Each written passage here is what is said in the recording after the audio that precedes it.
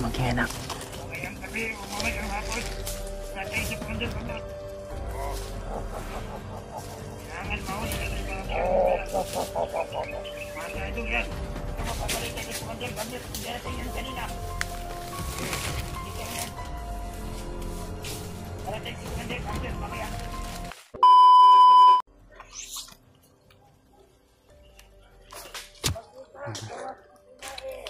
Yan po sila sa unahan mga tol. Rinig ko po yung mga mayroon silang hinahabol mga tol. Parang si Brad Dave po talaga yung hinahabol nila.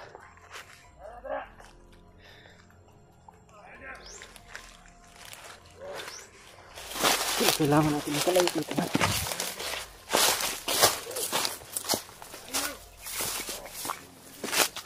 Rinig ko po yung usapan ng mga bandido nandun sa mga tol.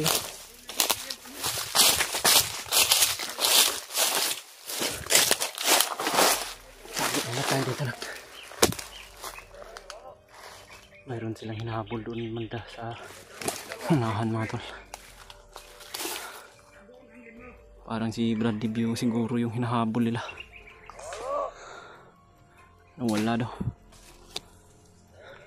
Sana ligtas lang si Brad Dib mga tol at hindi siya mahuli nila Commander Butakal.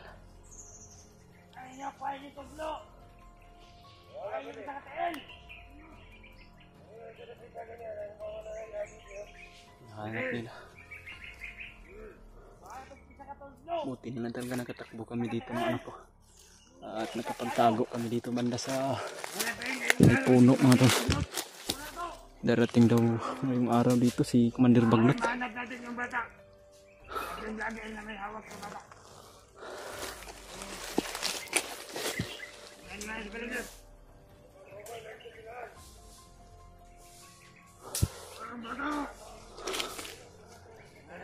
Diyan si Commander Butakal na. Huwag kang mag-ingay na. Tanggap diskahoy niya. Nagsaba ha.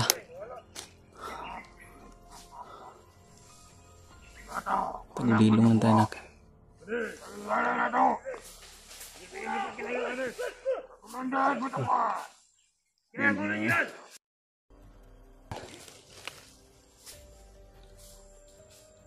Ano yung pinapalo na? Ano ito? Walang. Wala pa bigla. Ganyan lang yung Baligid. Baka na sa baba yung jagir ka din. Kailangan natutukan sa baba. Ano? Wala daan. Wala ko tayo ng daan. Commander. Tingnan namin sa baba, Commander. Baka nandito sa baba. Pagkamo.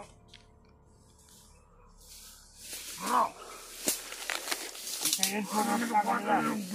Ang baril. Sinay mo na kang dra. Alam niyo na ang naamoy. Nandaan nila.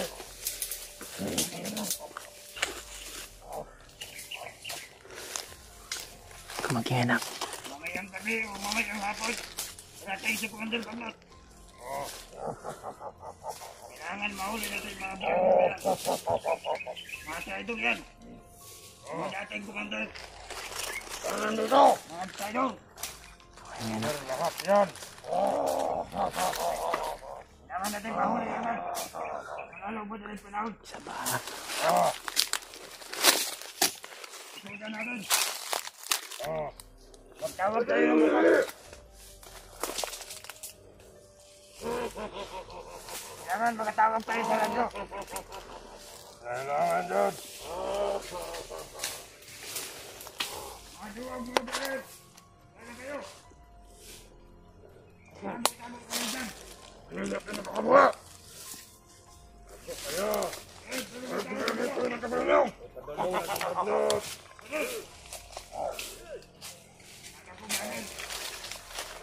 Tingnan mo dyan.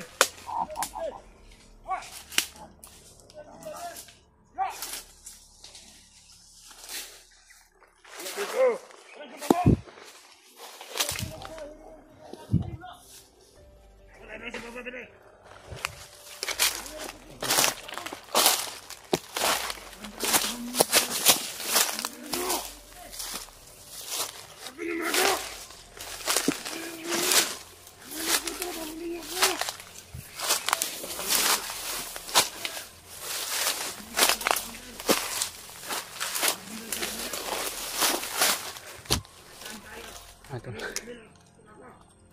Karami nila mga tol na naghahanap po sa amin, mga anak ko mga tol. Butin lang hindi kami nakita at nakapagtago kami sa puno ng kahoy at nakapagtagulilong po ako mga tol. Isang dating kumandir yun. Nagbabago. Yung sa mga hayop na vlogger na yan.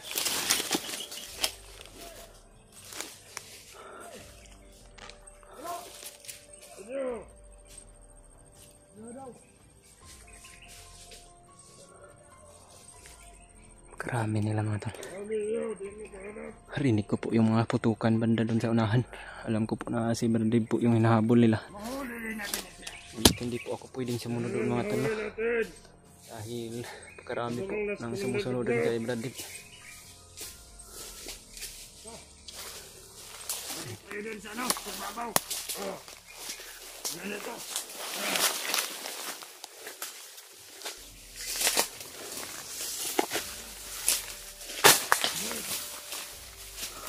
Yan ba doon? Yan.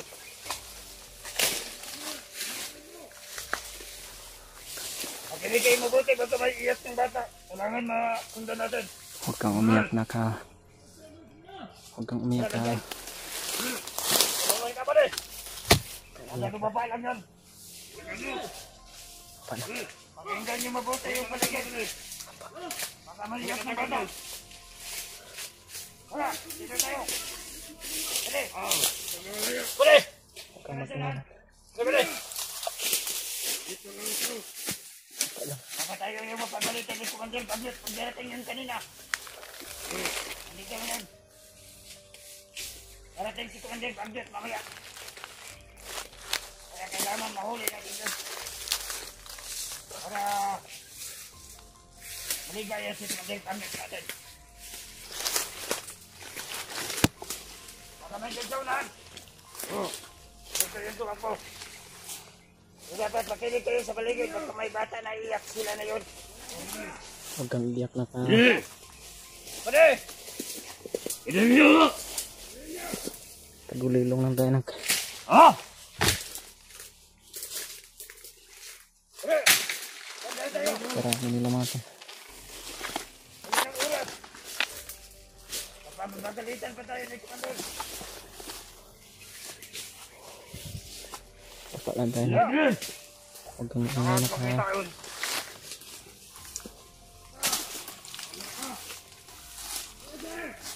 Ilang tao na ba dun sa baba? Hanap? Wala! Wala din! Wala ka din sa to! Wala sa bata! Ninita! Ninita! Tik kayo muna tagulilong ng nagda sa bata. Kaya kaganda natin sa kanila. Kaya balita din. Balita sa akin. Natin kumandir ka. Ang nagda sa bata ganun. Kamusta na kaya si Brad Dave mga tol? Nagdala ng bata. Kami na lang dalawa ngayon ng anak ko mga tol.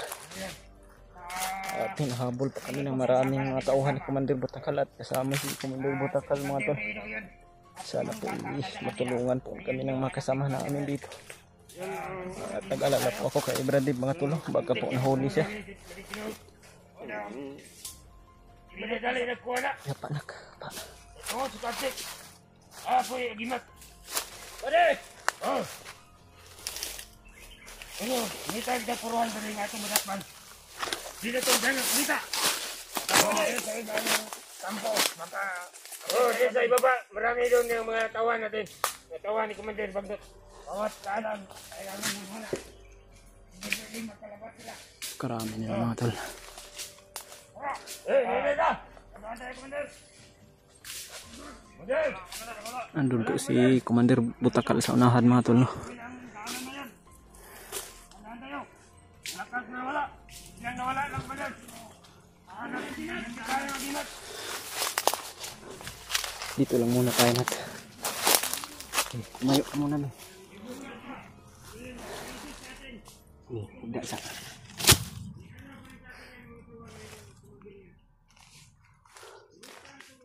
Huwag muna tayong alis dito nak. Baka makita nila tayo pag lakad tayo ng lakad.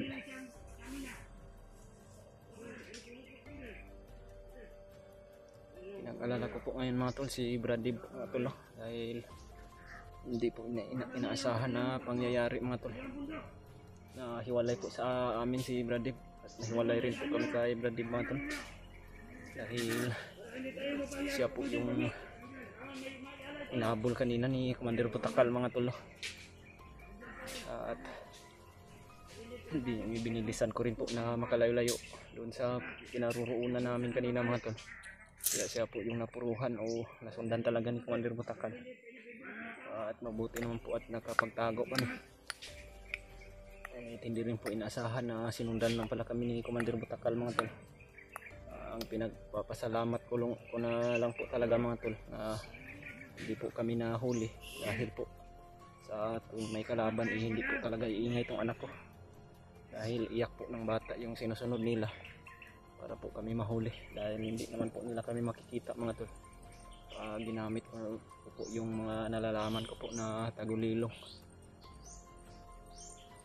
Buti na lang talaga hindi kami nakakita ni Commander Butakal mga tol, dahil pupunta daw ngayon na araw dito si Commander Bagnot para mahuli po kami.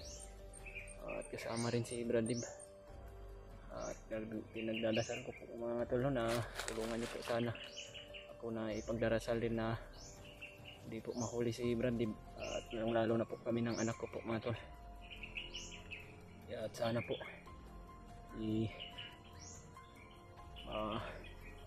tulungan po kami ng mga kasama namin dito, lalo na po sila Brad Rimart at sila Kuya Bads mga tol. Sana po i-share nyo po itong video na to mga tol.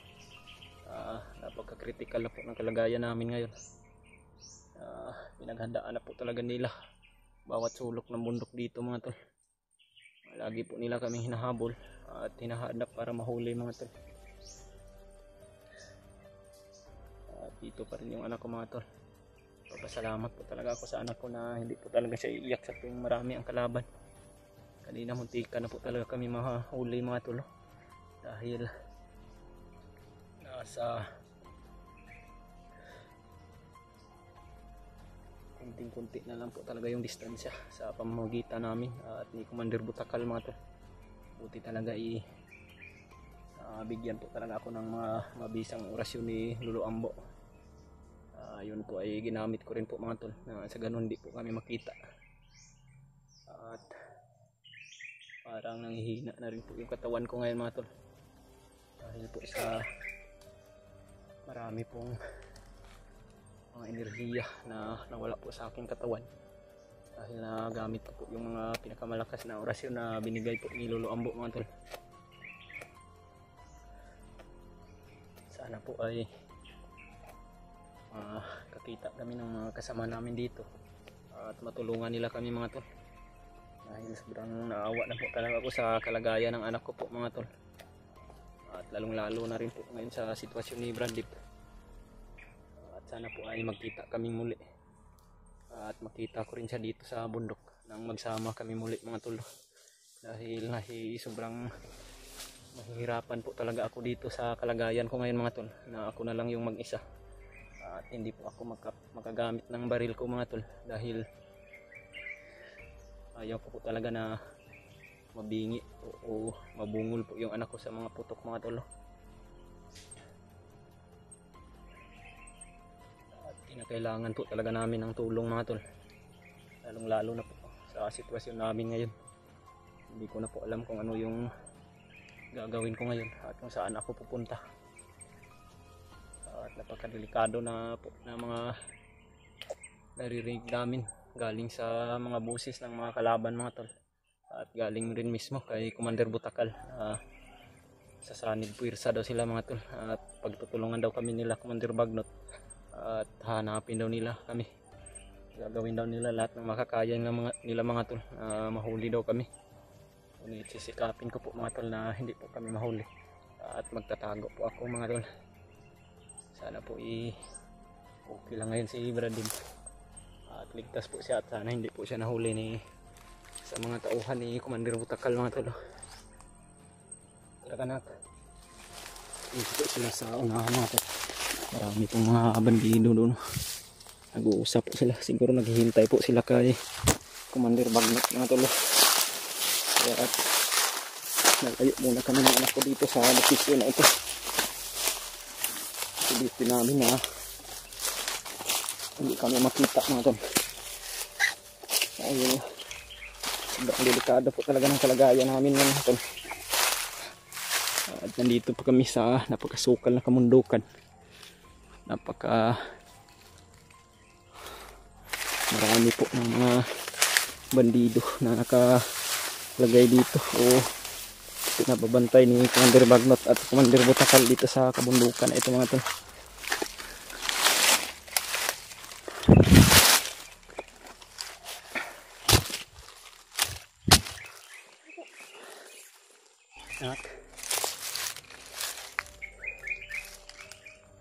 Okay, sa takadali nak. Magdasid muna tayo sa paligid nak ha. Kami na lang po dalawa ng anak ko ngayon mga tolo. Hindi po talaga inaasahan. Maambos kami ngayon o magkakita po kami ng enkwentro. At nahiwalay po si Brad Dib sa amin dalawa ng anak ko mga tol. Hindi ko po talaga to inaasahan na pangyayari mga tol. Si Brad Dib lang po sana yung nakakatulong sa akin sa tuwing marami po yung kalaban dahil wala po siyang hawak na bata. At siya po yung makapag-focus sa pagpatay ng mga kalaban mga tol. Ngunit ngayon wala na po siya mga tol. Iwan ko po kung saan ngayon si Brad Dib. Sana po hindi po siya nahuli. Anak. Ayo tata. Tara. Dito ka sa babaw bi. Okay.